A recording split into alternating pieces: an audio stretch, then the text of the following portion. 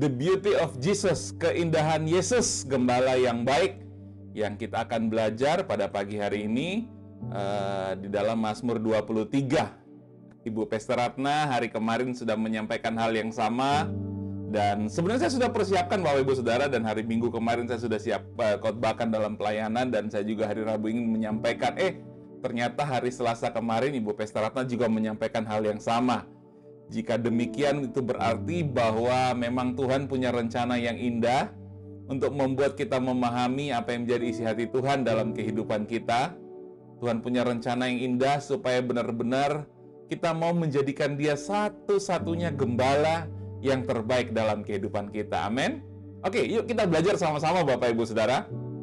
Dalam Mazmur pasal yang ke-23, Saudara bisa lihat share screen di depan. Ya, Mazmur pasal yang ke-23 ayatnya yang pertama. Mazmur 23 ayatnya yang pertama hingga ayatnya yang ke-6. Ya, di situ ada begitu banyak ayat-ayat firman Tuhan secara detail. Ibu Pester Ratna sudah menyampaikan kemarin, saya tidak perlu mengulangi Bapak Ibu Saudara. Tetapi jika saudara merenungkan, jika saudara belajar mendalami, dan waktu saya merenungkan, ternyata inti dari Mazmur pasal yang ke-23 ayatnya yang pertama hingga ayatnya yang ke-6, atau inti dari bagaimana menjadikan Tuhan adalah gembala, itu terangkum semua dalam satu kalimat ini, ya.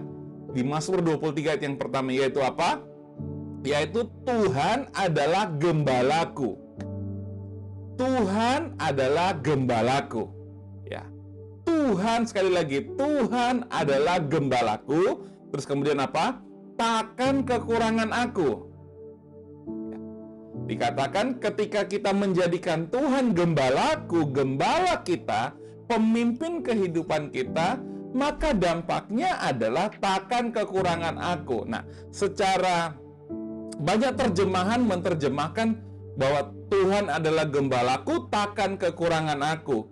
Tetapi ketika saya belajar, ketika saya melihat dalam terjemahan literalnya, bahasa aslinya, di sana memang kata I not want itu selalu diterjemahkan lack, ya, takkan kekurangan. Tapi sebenarnya inti dari yang Tuhan mau sampaikan bukan tentang kekurangan Bapak Ibu Saudara, bukan tentang kebutuhan.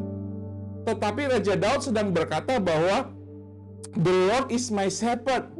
Tuhan adalah gembalaku, I shall not want. Tidak ada yang lain yang aku inginkan. Nah, ini berbeda Bapak Ibu Saudara. Di manakah perbedaannya? Ketika kita menerjemahkan takkan kekurangan aku, dikatakan Tuhan adalah gembalaku, takkan kekurangan aku. Orientasinya adalah bahwa kalau Tuhan adalah gembalaku, berarti kita punya kepastian akan kelimpahan. Tidak salah, sekali lagi, tidak salah. Tetapi yang menjadi fokus kita bukan kepada pribadinya, bukan kepada Tuhannya, tetapi kepada apa? Kebutuhan kita. Dengan kata lain, banyak orang kemudian menjadikan Tuhan sebagai gembala hanya untuk supaya dia takkan berkekurangan. Ini beda ya, kita mesti pelan-pelan saya sampaikan. Banyak orang menjadikan Tuhan gembala supaya dia tidak berkekurangan, Bapak Ibu Saudara. Tetapi sebenarnya inti dari ayat ini, Daud sedang mau berkata bahwa The Lord is my shepherd. Tuhan adalah gembalaku. Tidak ada yang lain yang aku butuhkan, tidak ada yang lain yang aku inginkan selain Tuhan. Jadi kita mau berkekurangan kah, mau berkelimpahan kah, tidak ada yang lain. Tuhan yang menjadi kebutuhan utama kita. Tuhan yang menjadi kerinduan kita. Cuma karena Dia Tuhan yang baik, Dia Tuhan yang setia, Dia Tuhan yang sangat mengasihi domba-dombanya, maka dampaknya pasti di dalam Dia yang baik itu, Dia pasti membawa kita kepada kelimpahan, kepada berkat-berkat, sehingga tidak mungkin kita akan berkekurangan. Katakan amin. Katakan Tuhan adalah gembalaku. Amin. Katakan cuma Tuhan yang aku inginkan dalam hidupku. Amin. Betul Bapak Ibu Saudara. Oke, saya belum akan sampai ke sana. Yang pertama yang Daud katakan adalah Tuhan adalah gembalaku. Ini mesti firm, ini mesti teguh, ini mesti detail, mesti mesti kuat dalam hati, dalam pikiran kita. Benarkah Tuhan menjadi gembala kita? Ya, Tuhan, mengapa? Ciri-ciri gembala. Mengapa Tuhan layak menjadi gembala kita? Menjadi pemimpin dalam kehidupan kita. Satu-satunya gembala, satu-satunya pemimpin dalam kehidupan kita. Karena ciri-ciri gembala dalam Yohanes 10 ayat 11 dikatakan bahwa akulah gembala yang baik. Gembala yang baik apa? Memberikan nyawanya bagi domba-dombanya. Nah, ciri-ciri gembala adalah memberikan nyawanya bagi domba-dombanya. Amin. Gembala yang baik. Pertanyaan saya, siapa yang menjadi gembala saudara? Benarkah Tuhan yang menjadi gembala saudara? Atau saudara masih berpaut hatinya kepada gembala? Ya, Pastor Joshua, Pastor Wibowo, ini kan gembala-gembala yang ada. Atau saudara masih memautkan hati saudara kepada gembala yang ada di gereja, di komunitas kita? Ingat, satu-satunya gembala bukan manusia. Ciri seorang gembala, gembala memberikan nyawanya. Dan cuma Yesus yang memberikan nyawanya. Kami, para pastor yang menyampaikan firman Tuhan, tidak mungkin bisa, mampu untuk memberikan nyawanya kepada saudara. Itu sebabnya saya berkata, tidak pantas kami menjadi gembala saudara. Tidak pantas kami menjadi gembala. Saudara jadikan tanda kutip gembala, di mana saudara memautkan hati saudara, di mana saudara mengandalkan. Tidak pantas. Kenapa? Karena kami manusia. Kami masih terbatas. Tetapi Yesus adalah gembala yang baik. 2024 tahun yang lalu dia membuktikan dia telah memberikan nyawanya bagi domba-dombanya, memberikan hidupnya bagi saudara dan saya. Supaya apa, Bapak Ibu Saudara? Supaya kita tahu dia gembala yang baik. Dia menjamin hidup kita dulu, sekarang, sampai selama-lamanya. Kalau nyawanya saja dia berikan, masa ia berkatnya nggak dia berikan? Masa ia pemulihan tidak dia berikan? Masa ia kesembuhan tidak dia berikan? Amin. Yesus gembala yang baik. Hanya Yesus satu-satunya gembala yang baik. Itu sebabnya biarlah pikiran kita, mindset kita hanya mengandalkan Yesus dalam semua aspek kehidupan kita. Mungkin saudara bertanya, lah terus para pastor itu apa? Ya, para leader itu apa? Nah, di sini Tuhan membuat sebuah perbedaan dalam Yohanes pasal yang ke-10. Dan dikatakan, I am the good shepherd. Yesus gembala yang baik. Tetapi ada yang namanya Yohanes 10 ayat yang ketiga, di sana dikatakan untuk dia penjaga membuka pintu. Ada yang namanya penjaga domba. Nah, itulah kami. Itulah kami hamba-hamba Tuhan yang dipercaya untuk menjaga kawanan domba Bapa, saudara. Untuk menyampaikan firman Tuhan, untuk memberi makan kebenaran firman Tuhan, membuat saudara mengenal tentang gembala yang baik itu. Katakan amin. Ini beda, Bapak Ibu Saudara. Gembala yang baik, di mana gembala, di mana saudara memberi hidup saudara dipimpin olehnya, saudara terpaut kepadanya, saudara mengandalkan dia, satu-satunya yang saudara andalkan dalam kehidupan. Tapi kalau penjaga domba adalah yang menjaga, berjaga-jaga buat jiwa saudara. Di dalam kitab Ibrani dikatakan demikian. Penjaga domba adalah orang-orang yang dipercaya oleh Sang Gembala Agung untuk memberi makan kepada saudara. Itu sebabnya di dalam Yohanes 21 ayat 15, satu ketika Yesus bertanya kepada Yesus, Simon, apakah engkau mengasihi aku? Kemudian Simon menjawab, Tuhan, engkau tahu hatiku, aku sangat mengasihi engkau. Di sana dikatakan, gembalakanlah domba-dombaku. Kata bahasa Indonesia diterjemahkan, gembalakanlah domba-domba. Tetapi maksudnya bukan shepherd, bukan menggembalakan, bukan memiliki, tanda kutip ya, tetapi feed my lambs, kasih makan domba-dombaku. Jadi tugas kami, para pastor ya, yang saudara kenal dengan para pastor, bagian pastoral, bapak gembala, ibu gembala, tugas kami bukan menjadi tempat saudara, menjadi tanda kutip gembala di mana saudara memautkan hati, di mana saudara mengandalkan, bukan. Tapi kami dipercaya oleh Bapa untuk memberi makan kepada saudara, supaya saudara bisa semakin mengenal Sang Gembala yang baik, yang sangat mengasihi kita. Katakan amin. Ya, ini saudara, kita mesti memahami ini. Kebanyakan mengapa? Oh, saya sudah menjadikan Tuhan gembala, saya sudah menjadikan Tuhan gembala, tapi hidupnya masih berkekurangan, tapi hidupnya masih khawatir, hidupnya masih dalam ketakutan. Karena kenapa? Dia pikirannya menjadikan Tuhan gembala, tetapi ada gembala yang lain, gembala yang manusia, yang masih dia andalkan dalam kehidupan kita. Itu belum sungguh-sungguh Bapak Ibu Saudara menjadikan Tuhan gembala. Kalau benar-benar kita sungguh-sungguh menjadikan Tuhan gembala, biarkanlah Dia yang telah memberikan nyawanya buat saudara dan saya betul-betul menjadikan gembala. Andalkan Tuhan, bukan manusia. Katakan amin. Ya. Ini ciri-ciri gembala yang baik, yang hanya bisa dilakukan gembala yang agung. Apa yang dilakukan oleh gembala yang agung? Siapakah di antara kamu yang mempunyai 100 ekor domba? Jikalau ia kehilangan satu ekor di antaranya, tidak meninggalkan yang 99 ekor di padang gurun dan pergi mencari yang sesat sampai ia menemukannya. Coba lihat, inilah yang gembala agung itu lakukan. Inilah yang benar-benar gembala yang lakukan buat domba-dombanya. Kalau ada satu saja yang hilang, dia tinggalin yang 99 ekor. Dia tinggalin yang 99 ekor. Hanya untuk mencari yang satu. Itu yang gembala yang kita andalkan. Kalau saya mungkin eman, ya. Kalau gembala yang manusia eman ninggalin yang 99, gak apa-apa satu hilang. Yang penting yang 99 terjaga. Itu gembala kalau manusia. Tetapi kalau saudara mengandalkan gembala yang agung, Yesus sebagai Tuhan, sebagai gembala saudara, gembala yang baik, Dia mau tinggalkan yang 99 ekor. Karena kasih sayangnya buat saudara, karena keselamatan, Dia ingin menyelamatkan saudara. Dia mau meninggalkan yang 99 ekor yang tidak membutuhkan pertolongan, hanya untuk mencari yang satu ekor itu saja. Nah, ini pagi-pagi sudah agak berat ya firman Tuhannya hari ini. Tapi saya ingin supaya kita betul-betul di akhir zaman ini memahami, cuma Yesus yang kita andalkan. Sekali lagi, cuma Yesus yang kita hormati, cuma Yesus yang kita berikan penghormatan tertinggi dalam kehidupan kita. Cuma Yesus yang mau kita dengarkan. Amin. Karena cuma Yesus yang mau meninggalkan 99 ekor hanya untuk mencari satu yang terhilang. Amin.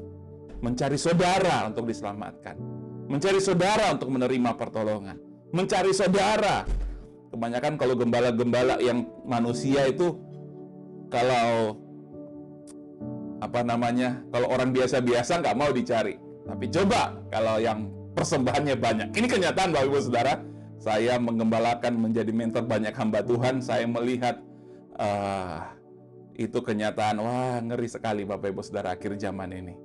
Itu sebabnya saudara dan saya, biarlah kita mau terpaku sama Yesus, ngelihat sama Yesus. Amin. Hanya Dia yang mau meninggalkan 99 hanya untuk satu. Itu bukti kasih gembala. Kalau Tuhan begitu mengasihi domba-dombanya, maka itu sebabnya saya mau berkata, Dia sangat layak untuk kita andalkan dalam semua aspek kehidupan kita. Amin. Oke. Tapi apakah kita tidak perlu menghargai, menghormati gembala-gembala yang ada, yang kita lihat, Bapak Gembala, Ibu Gembala, rekan-rekan pastoral, gak perlu kita menghormati mereka? Oh, jangan keliru Bapak Ibu Saudara. Di 1 Timotius bilang begini, penatua-penatua inilah yang dimaksud dengan penjaga-penjaga domba itu. Penatua-penatua yang baik pimpinannya patut dihormati 2 kali lipat. Mereka layak mendapat penghormatan 2 kali lipat. Terutama mereka yang dengan jeripaya berkhotbah dan mengajar. Bukankah kita suci berkata, janganlah engkau memberangus mulut lembu yang sedang mengirik, dan lagi seorang pekerja patut mendapat upahnya. Jadi, tetap Bapak Ibu Saudara, kita benar-benar mengandalkan Tuhan, menjadikan Yesus sebagai gembala, tetapi saudara berikanlah penghormatan kepada mereka yang memberi makan saudara dengan firman Tuhan, memberi makan saudara dengan kabar baik. Dan mereka yang melayani di ladang Tuhan, di sana dikatakan patut dihormati 2 kali lipat. Ya, ini saudara, kalau saudara menghormati orang lain, tapi kepada mereka yang baik pimpinannya, yang mengajar saudara, berkhotbah, memberi makan firman Tuhan, patut menerima penghormatan 2 kali lipat. Dan patut mendapatkan upahnya. Katakan amin. Jadi hak Tuhan itu sangat-sangat luar biasa. Dia sangat mengasihi domba-dombanya. Dia juga mengasihi penjaga-penjaga kawanan domba. dan memberkati berlimpah-limpah. Oke, Bapak Ibu Saudara. Sekarang yang saya mau sampaikan adalah begini. Waktu kita menjadikan Tuhan sebagai gembala kehidupan kita, satu-satunya gembala, ingat ya, gembala, saya bicara tentang gembala, bukan penjaga domba, tapi bicara tentang gembala. Dikatakan ayatnya yang ke-6, surely, sungguh-sungguh, sesungguhnya goodness and mercy shall follow me all the days of my life. Kebajikan dan kemurahan belaka akan mengikuti aku, bahasa Indonesianya, seumur hidupku. Tapi saya cari dalam terjemahan bahasa Ibraninya, di Strong saya temukan kata radaf. Kata radaf di sana dari kata shall follow me atau mengikuti aku, itu dikatakan dalam bahasa Ibrani radaf. Artinya apa? Artinya to run after. Nah, ini keren. Ketika kita menjadikan Tuhan gembala kita, sungguh-sungguh kebaikan dan belas kasihan, goodness and mercy itu apa? Run after, mengejar, to chase, memburu, pursue, memburu, mengejar, saudara.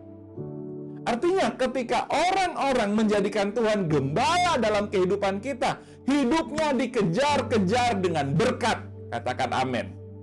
Kita tidak ngejar-ngejar berkat, kita tidak ngejar-ngejar mujizat, kita tidak ngejar-ngejar kelimpahan, kita nggak ngejar-ngejar duit, tapi saudara dan saya dikejar-kejar dengan berkat. Ini janji Tuhan. Waktu kita menjadikan Tuhan gembala, pemimpin dalam kehidupan kita. Ingat, Tuhan yang telah memberikan nyawanya, yang telah memberikan hidupnya, yang mau meninggalkan 99 hanya untuk satu domba. Dikatakan, shall follow me, to run after, mengejar, to chase, to pursue. Mengejar saudara dan saya. Berkat menjadi bagian milik kehidupan kita. All the days, sepanjang kehidupan kita. Katakan amin. Bukan cuma waktu kita muda saja diberkati, tapi waktu kita sudah senior, usia anugerah, kita akan dikejar-kejar berkat. Amin. Karena Tuhan adalah gembala kita.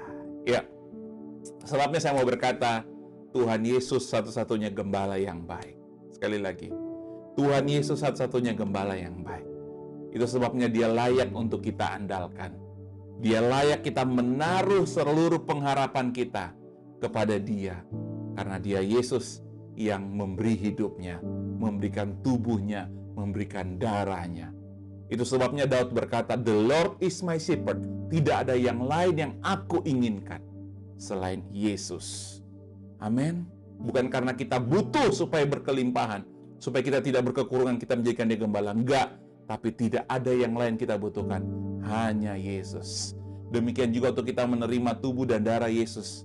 Saya mau berkata kepada Bapak Ibu Saudara, kita menerima tubuh dan darah Yesus bukan cuma sekedar supaya kita sembuh, bukan cuma sekedar kita pulih, bukan cuma sekedar kita diampuni, bukan cuma sekedar kita menerima mujizat, bukan. Kita menerima tubuh dan darah Yesus karena begini, tidak ada yang kita inginkan selain Dia, selain Tuhan. Karena tubuhnya dan darahnya itu adalah pribadinya itu sendiri yang bisa kita terima secara jasmani dalam hidup kita. Amin. Itu sebabnya dalam tubuhnya, dalam darahnya itu ada kehidupan, ada kesembuhan. Amin. Itu sebabnya kita mau belajar, kita mau bersuka cita, kita mau percaya, senantiasa mengajadikan Tuhan gembala dalam kehidupan kita. Ya, saya lanjut. Yeremia 17 ayat 8. Ciri-ciri orang yang menjadikan Tuhan sebagai gembala, ya. Ini adalah buah, Bapak Ibu Saudara. Ini buah, bukan bagaimana menjadikan Tuhan sebagai gembala, tetapi ini adalah hasil yang terjadi dalam kehidupan kita ketika kita menjadikan Tuhan gembala, mengandalkan Tuhan, menaruh pengharapan kita hanya kepada gembala kita, yang Yesus itu tadi, ya. Bukan gembala yang lain. Bukan gembala yang terbatas, tapi gembala yang mau memberikan hidupnya buat domba-dombanya. Yang pertama dikatakan, ia akan seperti pohon yang ditanam di tepi air, yang merambatkan akar-akarnya ke tepi batang air. Yang pertama, saya catat di sini Bapak Ibu Saudara, mengakar. yang menjadikan Tuhan Yesus sebagai gembalanya, maka fokusnya adalah dia mengakar ke tepi batang air. Kerinduannya hanya Tuhan, bukan yang lain. Dia mengakar, dia suka dengan firman Tuhan, dia suka dengan tubuh dan darah Yesus, dia suka tentang hal-hal tentang Tuhan Yesus Kristus. Fokusnya hanya kepada mencari sumber air, mencari kehidupan. Apa yang Tuhan maksud di sini? Fokusnya bukan kepada buah. Apa sih itu buah? Buah itu adalah berkat, buah itu perubahan hidup, buah itu tentang kesembuhan, tentang pemulihan. Bukan ini fokusnya. Tapi fokusnya Yesus saja, firman-Nya saja, tubuh darahnya saja, Injil kabar baiknya saja, Roh Kudusnya. Fokus kepada pribadinya, bukan kepada buah, sesuatu yang dihasilkan, bukan, tapi fokus kepada pribadinya. Nah, apa sih itu buah? Nah, saya cari di Google, buah itu adalah sebuah tempat penyimpanan cadangan makanan, ya. Fungsi buah itu sebagai tempat penyimpanan cadangan makanan. Artinya apa? Ketika sebuah pohon itu banyak menerima nutrisi dari air, menerima nutrisi dari tanah, maka buah itu adalah sesuatu yang otomatis terjadi. Sesuatu yang otomatis dia terima, sesuatu yang otomatis dia dapatkan. Karena fokusnya mencari yang air kehidupan, fokusnya kepada Kristus, kepada Yesus, maka buah menjadi sebuah kepastian. Kenapa? Karena dia berlimpah dengan nutrisi, berlimpah dengan hal-hal yang baik, berlimpah dengan firman Tuhan, maka hidupnya menghasilkan buah. Itu sebabnya orang yang menjadikan Tuhan sebagai gembala tidak pusing dengan berkat, karena hidupnya dikejar-kejar dengan berkat. Tidak pusing dengan sakit penyakit, karena dia tahu kalau dia sakit pasti ada mujizat. Tidak pusing dengan masa depan, karena dia tahu ada Yesus di masa depan yang memegang kehidupannya. Amin. Yang dia tahu adalah Tuhan berfirman, pasti menggenapinya. Yang dia tahu adalah Tuhan berjanji, pasti menggenapinya. Fokus kepada air hidup itu. Karena firman Tuhan berkata, perkataan-perkataan yang kukatakan kepadamu adalah roh yang dan hidup. Firman Tuhan yang kita terima, firman Tuhan yang kita dengarkan, kabar baik Yesus Kristus adalah Tuhan dan Juru Selamat kita, penuh kasih karunia dan kebenaran, itu memberikan kepada saudara kehidupan. Dan bukan hidup yang biasa-biasa, tapi hidup yang penuh dengan kelimpahan. Amin. Yesaya 1 ayat 8 ngomong begini, jangan engkau lupa memperkatakan kitab Taurat. Kalau zaman perjanjian lama kitab Taurat, tapi kalau zaman perjanjian baru memperkatakan tentang firman Tuhan, janji Tuhan tentang Kristus dalam kehidupan kita. Renungkan siang dan malam, supaya engkau bertindak hati-hati dengan segala yang tertulis dalamnya, sebab dengan demikian apa? Perjalananmu akan berhasil dan beruntung. Kita bisa berhasil dengan usaha kita, dengan kerja keras kita, tapi belum tentu kita beruntung. Berhasil bisa diupayakan, tapi keberuntungan itu datang dari Tuhan. Orang yang fokus kepada air kehidupan, fokus kepada Kristus, menjadikan Yesus sebagai gembala, dikatakan apa? Berhasil. Bukan cuma berhasil, tapi beruntung. Berhasil karena upaya? Bukan. Tapi berhasil karena kasih karunia Tuhan. Amin. Itu sebabnya hari ini kita mau belajar fokus sama Tuhan. I shall not want. Tidak ada yang kita inginkan selain Yesus di dalam kehidupan kita. Haleluya. Oke, saya lanjut. Yang kedua, ya, apa buahnya orang yang mengandalkan Tuhan? Ya, apa buahnya? Yang pertama, merambatkan akar-akarnya tepi batang air. Yang kedua, yang tidak mengalami apa? Datangnya panas terik. Panas teriknya ada, tapi nggak ngalami.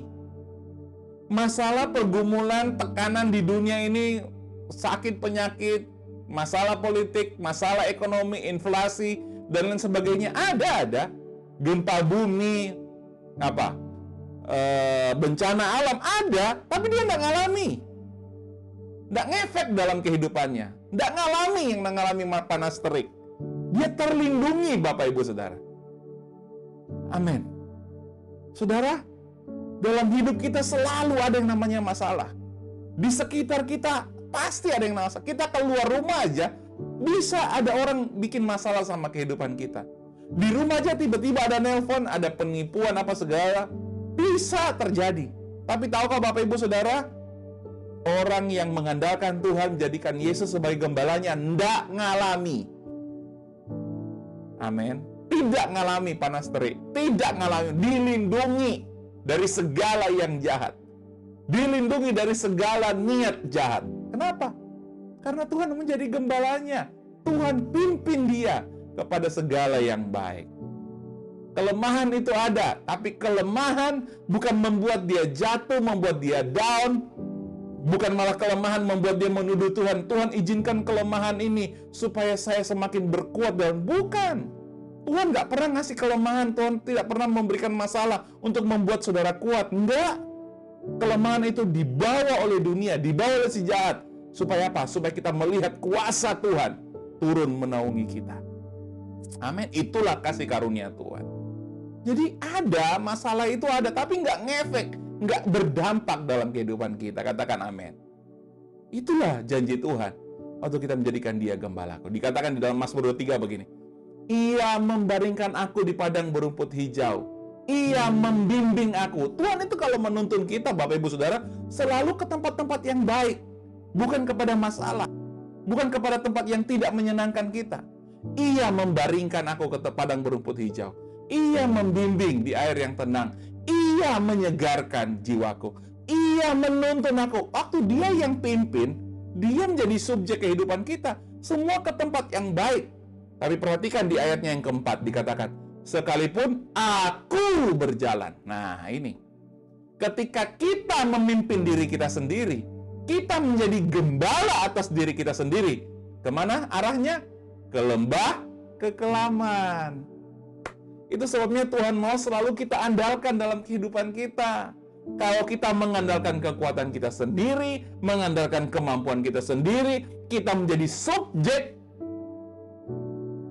untuk hidup kita, maka kita akan berjalan di dalam masalah. Sekali lagi, Tuhan gak pernah bawa kita dalam pencobaan. Kita yang membawa diri kita. Itu sebabnya Yakobus berkata, kita dicobai oleh keinginan kita. Kita yang membawa diri kita kepada masalah. Tetapi Tuhan tidak pernah membawa kita kepada masalah. Dia yang melepaskan kita dari setiap masalah pergumulan kita. Katakan amin. Itu sebabnya di sana dikatakan, ia mencari yang sesat sampai menemukannya. Itu sebabnya gembala yang baik. Kalau saudara tersesat, saudara ada lembah kekelaman, dalam bayang-bayang maut, ingatlah, gembala yang baik itu mau meninggalkan yang 99 untuk menolong saudara. Hadir, menyertai, menemukan, menyelamatkan kita. Dikatakan sampai ia menemukannya. Artinya apa? Kau pasti ditolong. Kau pasti diselamatkan. Anak-anakmu pasti ditolong. Pasti diselamatkan. Pasti menerima yang baik. Kenapa? Karena gembala yang baik itu mau menyelamatkan kita. Kita tepuk tangan dulu yang meriah buat gembala yang baik, yang sangat-sangat mengasihi kita. Amin. Saudara bersuka cita?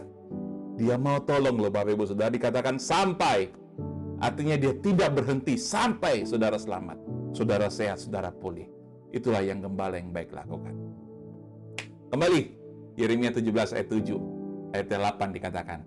Yang pertama merambatkan akar-akarnya tepi batang air. Yang kedua tidak mengalami datangnya panas terik. Yang ketiga daunnya tetap hijau. Yang tidak khawatir di tahun yang kering. Daunnya tetap hijau. Saya tuliskan di sini begini. Dia selalu fresh, selalu happy, tidak khawatir dengan musim kering.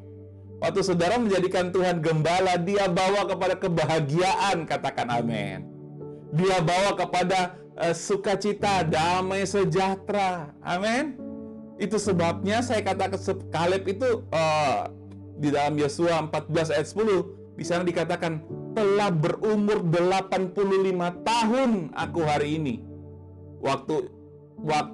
Pada waktu aku masih sama, pada waktu ini aku masih sama kuat seperti pada waktu aku disuruh Musa. Seperti kekuatanku pada waktu itu, demikianlah kekuatanku sekarang untuk berperang, untuk keluar masuk.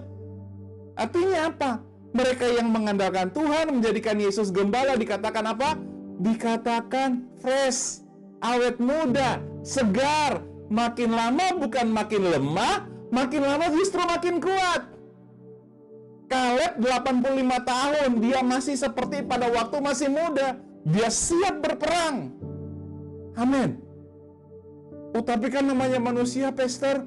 Namanya manusia itu kan makin lama itu makin, kalau sudah umur gitu ya, itu kan makin lemah. Ada aja kelemahannya, ada aja kekurangannya. Encok-encok lah, pegelinu lah, gitu ya, rematik lah, ada aja. Hei, itu bukan firman Tuhan. Firman Tuhan kita makin kuat, makin senior, makin umur, makin tua, kita makin kuat. Makin lanjut usia kita, makin kuat. Amin. Mana ayatnya, Pastor? Nah, saya tunjukin ayatnya. Ulangan 33 ayat yang ke-25. Dalam bahasa Indonesia tidak jelas, Bapak Ibu Saudara. Dalam bahasa Indonesia tidak jelas ayatnya. Kalau bahasa Indonesia ngomongnya gini, selama umurmu kiranya kekuatanmu. Tapi coba lihat dalam terjemahan bahasa Inggrisnya, King James Version. As thy days, so shall thy strength be. Sebagaimana umurmu, sebagaimana hari-harimu, demikianlah juga kekuatanmu. Amin. Semakin panjang umurmu, semakin kuatlah engkau. Semakin sehatlah engkau. Semakin freshlah engkau. Amin. Ini rancangan Tuhan dalam kehidupan kita. Kita bukan menjadi tua makin lemah, tapi kita menjadi tua makin kuat. Katakan amin. Ya, itu sebabnya kalau saudara merasa lemah-lemah, saudara merasa banyak sakit penyakit, udah mulai encok-encok, udah rematik, saudara berkata, itu bukan dari Tuhan. Tegas.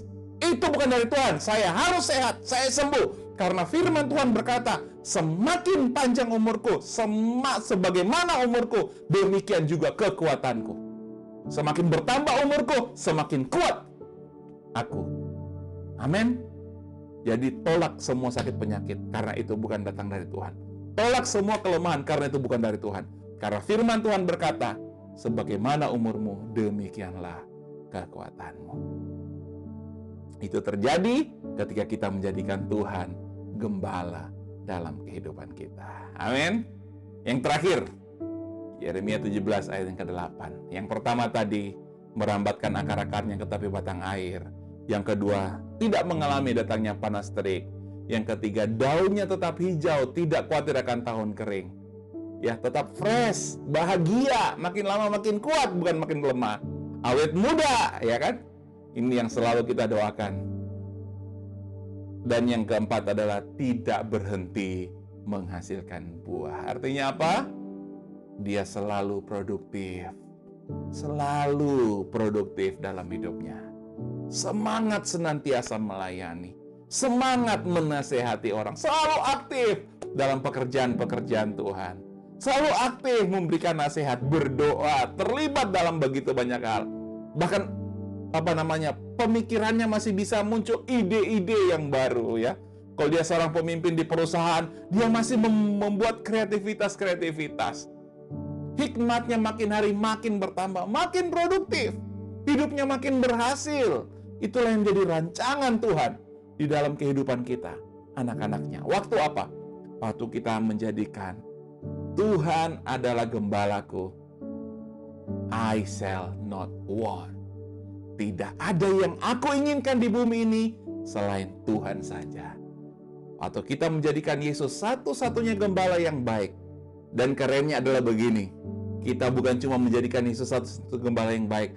Yesus datang, hadir, tinggal dalam kehidupan kita, memimpin kehidupan kita. Karena dialah kita menerima segala yang terbaik ya dari Tuhan Yesus Kristus untuk selama-lamanya. Itu sebabnya dikatakan, kebajikan kemurahan belaka akan mengejar aku seumur hidupku, dan aku akan diam di dalam Dia sepanjang masa. Amin. Tepuk tangan buat Tuhan Yesus.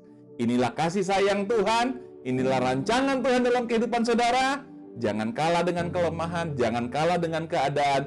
Ingat, kita punya gembala. Gembala itu memberikan hidupnya. Gembala itu mau meninggalkan yang 99 untuk satu itu. untuk kita yang butuh diselamatkan. Dan gembala itu sungguh-sungguh mengasihi kita. Mari kita berdoa. Terima kasih Bapak buat pagi hari ini. Terima kasih Engkau telah menjadi gembala dalam kehidupan kami, menjadi pemimpin dalam hidup kami. Biarlah kami selalu diingatkan bahwa satu-satunya yang kami inginkan hanya Engkau. Apapun yang dunia tawarkan kepada kami, apapun yang keadaan tawarkan kepada kami tahu kebutuhan kami terpenuhi, dipuaskan, berkelimpahan hanya di dalam Engkau. Firman termeterai dalam hati dan pikiran kami lakukan, kami imani, kami percaya, dan kami nikmati. Di dalam nama Yesus, setiap kita yang diberkati sama-sama berkata, amin, amin, amin.